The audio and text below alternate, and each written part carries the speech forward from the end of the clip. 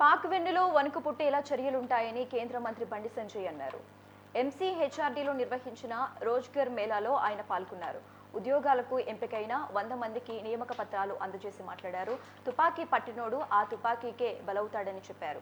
పహల్గామ్ ఘటన ఉగ్రవాదుల రాక్షసత్వానికి పరాకాష్ట అని పేర్కొన్నారు. ఉగ్రవాదాన్ని ప్రోత్సహిస్తున్నట్లు పాక్ రక్షణ మంత్రి అంగీకరించారని గుర్తు చేశారు. భిక్షం ఎత్తుకునే దుస్థితికి చేరిన పాక్ బుద్ధి మారటం లేదన్నారు. అభివృద్ధిలో దూసుకుపోతున్న భారత్ను చూసి ఓర్వలేకపోతుందని విమర్శించారు. ప్రధాని మోదీ తీసుకునే కఠిన నిర్ణయాలకు అంతా అండగా నిలవాలన్నారు. ఇప్పటి వరకు 9,25,000 జాబ్స్ మనం క్రియేట్ చేసి మనం అపాయింట్మెంట్ ఆర్డర్స్ కూడా ఇవ్వడం జరిగింది. 9,25,000.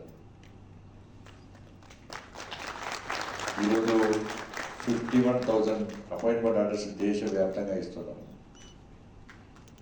47 సెంటర్స్లో ఈరోజు కంట్రీ మొత్తం కూడా సెంటర్స్ ఏర్పడేసుకుంటున్నాం. ఈరోజు తెలంగాణలో హైదరాబాద్, సికింద్రాబాద్ 2 సెంటర్స్లో కూడా ఇవాళ అపాయింట్మెంట్ ఆర్డర్ ఇస్తున్నాం.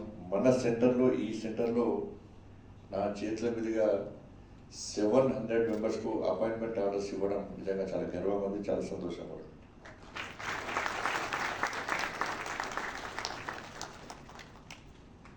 ప్రతి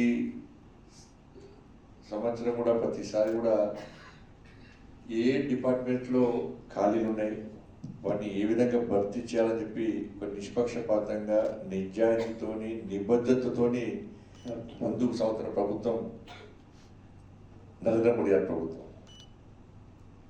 కానీ మీరు ఎవ్వరు కూడా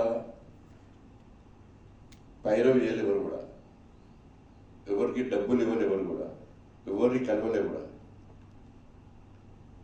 కానీ నీతి నిజాయితీ వల్ల మనం 2022 నుంచి 22 అక్టోబర్ 22 రోజు ఈ రోజ్గార్ మేళాను ప్రారంభించడం. అప్పటి నుంచి ఇప్పటి కూడా ఎలాంటి ఆరోపణలు లేకుండా, ఎలాంటి అక్రమాల అవినీతి తావు లేకుండా ఇస్తా ఉన్నాం.